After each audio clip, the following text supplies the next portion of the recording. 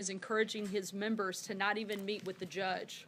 For members of the opposing party to demand answers to questions and yet refuse to even meet with a qualified Supreme Court nominee is unprecedented. Senator Schumer should stop these political games and meet with Judge Kavanaugh. We welcome Senate Democrats who take their constitutional duty of advise and consent seriously. Judge Kavanaugh stands ready to meet with members of both parties. As you know, here in a few minutes, the President will be participating in an event, and we're excited to hold the 2018 Made in America Product Showcase here at the White House. The President is committed to policies that ensure more products are made in America.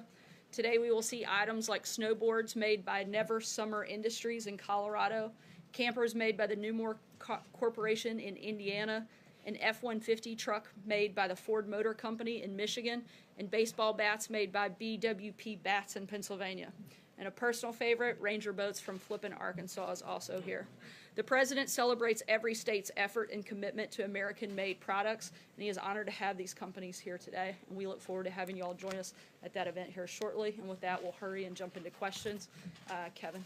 Sarah, thanks. Is the President considering the Republican House intel request to declassify key sections of the records with respect to that FISA document release? And will he do that declassification before the House goes into recess at the end? The President has purposefully remained uninvolved in this process. He said repeatedly that he wants the Department of Justice to be fully transparent with these requests from Congress, and he's going to continue at this point to remain uninvolved. However, he sees more and more every single day that this is proving further and further to be a total witch hunt, particularly because it was based on a false and unverified and discredited dossier. Steve? Sir, we saw the President's tweet on Iran last night. What prompted him to use such strong language on them? The President's been, I think, pretty strong since day one in his language towards Iran. He was responding to comments made from them, and he's going to continue to focus on the safety and security of American people. What would it take to have direct negotiations between the President and President Rouhani? I'm not going to get into specifics and certainly not negotiate with the press. That would be a determination that the President would make on what that looks like. But the ultimate goal and the focus of the President is making sure that we keep nuclear weapons out of their hands and that we focus on the protection of Americans. Sarah, the President tweeted yesterday that Russia's election interference was all a big hoax. Those are the words he used. But last week he said he had full faith in the U.S. intelligence agencies. So does he believe the interference was a big hoax, or does he have faith in the intelligence agencies that have concluded definitively the other way, that Russia did in fact? As the President has said many times and stated it over and over again, as have I, as a number of other administration officials, we maintain that Russia interfered in the elections. The President, however, very much so, and has repeatedly, as again have the rest of us, that his campaign colluding in that process is a total hoax, and we still hold strong to that. The tweet suggested overall that it was a hoax, though. The President is referencing the collusion component.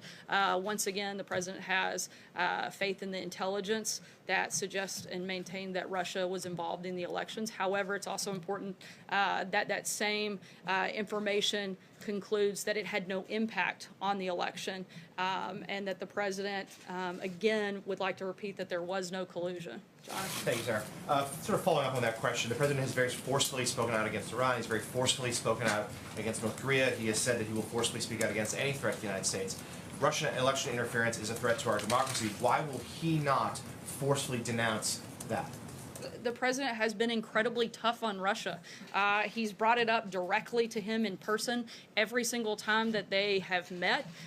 He has put unprecedented sanctions and been extremely tough on Russia across a number of fronts, which we've addressed here many times before. Frankly, I'm not sure why that is so hard for the media to write about. We've repeated it time and time again. The policy that the President has been since day one in office has been extremely tough on Russia, probably more so than with any other country. John? Sarah. Thank you, Sarah. Senator Rand Paul today made a strong attempt to vitiate the credibility of former CIA Director John Brennan, saying that he's, and I quote, monetizing his security clearance and that it should be removed from him, even called on the president to do this. Will the president consider Senator Paul's suggestion and call for the removal of former Director Brennan's security clearance? Not only is the president looking to take away Brennan's security clearance, he's also looking into the clearances of Comey, Clapper, Hayden, Rice, and McCabe. The president is exploring the mechanisms to remove security clearance because they've politicized and in some cases monetized their public service and security clearances. Making baseless accusations of improper contact with Russia or being influenced by Russia against the president is extremely inappropriate, and the fact that people with security clearances are making these baseless charges provides inappropriate legitimacy to accusations with zero evidence. Follow-up question to Steve first. When the president pulled out of the JCPOA, he did not reveal an alternate plan to address Iran's nuclear ambitions. He seemed to bank on economic sanctions being enough to get them back to the table. Is that still his plan B? Look, as we have said, the president's #1 goal is to make sure Iran doesn't get a nuclear weapon. We have similar and shared interests with our European allies. We're continuing to have discussions with them, and when we have specifics on that front, we'll let you know. About Russia, Sarah, my question was a follow-up, but my question about Russia is that, President Trump continues to air his grievances about the coverage of his meeting with Vladimir Putin. Because you guys continue to obsessively cover it. But we can't really, because it's been 7 days. We have not received a readout. We have not received any specific details about agreements that were reached, whether formally or verbally. So when can we expect that? And by the way, The only did he take specific notes? agreement that was made was that the two national security teams from both the United States and Russia would continue at a working level these discussions. I can tell you that Ambassador Bolton plans to have a meeting, a follow-up with his counterpart from Russia next month, in addition to meetings with other European allies to further those discussions, and we'll keep you posted when we have specific details on what that meeting looks like. Sarah, so does President Trump plan on ordering to move any carriers or additional military resources to the region should Iran continue to pose the threat that he alluded to in his tweet? And I also have a follow-up. I don't have any specific announcements on that at this Just point. to follow up then, Secretary of State Pompeo yesterday talked a lot about corruption and human rights abuses in Iran. Why is he zeroing in, and why is the administration zeroing in on Iran when a number of other states are guilty of the same transgressions, including Russia, which we are now warming up to? Again, we've had tough conversations with Russia. We've been tough on them with our policy. As I stated this morning, we can be tough on more than one country at a time, and that's exactly what we're doing. Thanks, Sarah. Could you explain a little bit of the threshold that the president has for taking away former official security clearance? Is it his position then that any former Obama administration official who holds clearance and just make political statements about him should have their clearance revoked? Or is it just limited to the names right now that you read? As of right now, we are exploring the mechanism on those specific names. I'll keep you posted when there's further details. John? Thanks a lot, Sarah. The language the president used in the tweet that he sent out last night was very similar to the language he used last August in New Jersey when he spoke of fire and fury being rained down on North Korea. And of course that led to a one-on-one meeting the president ultimately had with Kim Jong-un. Is the president open to diplomacy with Iran, meeting perhaps one-on-one with President Rouhani? I'm not going to negotiate what the specifics that the president or the administration will be looking at. Again, our goal is to stop Iran from nuclear weapons, and we'll keep you posted as we move through that process. I got your statement regarding Judge Kavanaugh that you made at the very top. There's one Republican senator who says he's undecided. Well, there's a few that say there's undecided, but Rand Paul in particular says I'm honestly undecided. I'm very concerned about his position on privacy and the Fourth Amendment. Are you concerned about losing Rand Paul once this vote for Judge Kavanaugh ultimately gets to the floor? We're certainly hopeful that Senator Paul will do the right thing and vote for this very highly qualified nominee. Steve? Yes, Sarah, flipping around John's question about Iran, considering the comments that we've heard in the past day from the president's tweet, Ambassador Bolton's statement, which you put out in Secretary Pompeo's speech last night, what is stopping this administration from just openly advocating regime change in Iran? Again, our focus is on stopping Iran from having nuclear weapons, regardless of who is there. That's what our priority is, and if we have any further announcements on that front, I'll let you know. But the president and his administration are going to continue pushing and advocating for that. Sarah, regarding one of the stories that broke on Friday, how did the president feel when he found out that his longtime lawyer and fixer had recorded him surreptitiously? While the president maintains that he's done nothing wrong on this specific topic, I'd refer you to the president's outside counsel. And still deny that he ever had a relationship with a woman named Karen McDougal. Once again, the president maintains that he's done nothing wrong, and I would refer you to Rudy Giuliani for all questions on that matter. I just wanted to follow up first on this statement you made about Brennan and his security clearance. Are you considering any additional actions against Brennan and the other names you read off? In addition to revoking their security clearance, is there any other action under review? Not that I'm aware of. And then, to go back real quick to the Russia investigation, so the FISA application on Carter Page states that he is a Russian agent involved in clandestine activities.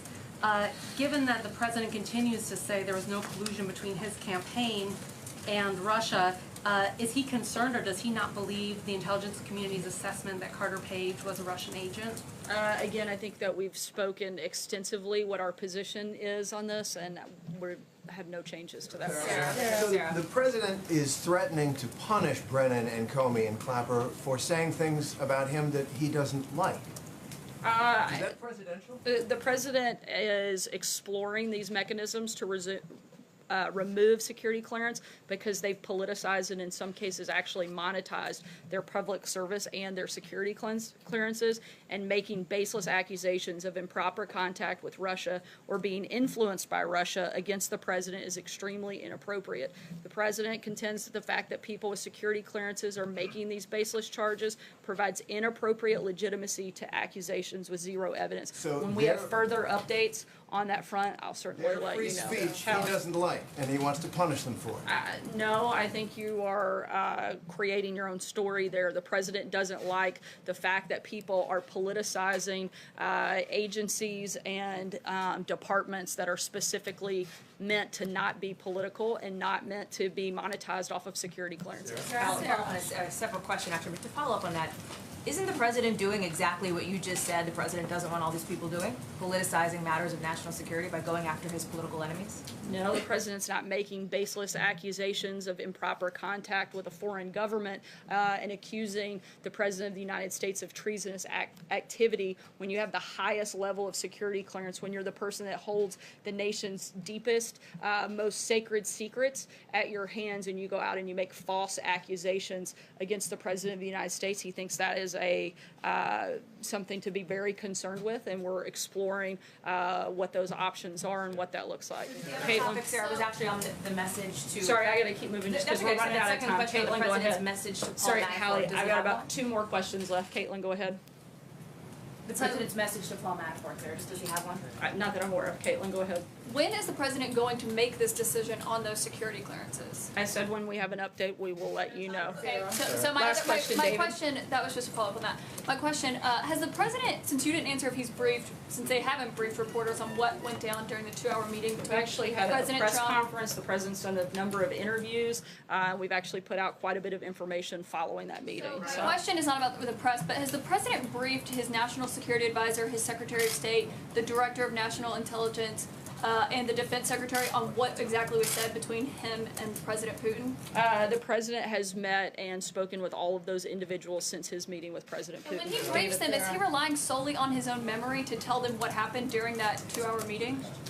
The president has met and consulted with all of his national security team, and we feel very confident in those It's on what he remembers that happened. It's not. Caitlin, I'm not going to go notes he into took the specific details on how the president interacts every single time with his national security team. Well, this is a rarity, But though. It's a sit-down with the Russian president. it's actually for 2 not a hours rarity. It's one-on-one. a normal practice for 2 world leaders to be able to have a conversation with one another. President of Russia David, go attacking ahead. American What election.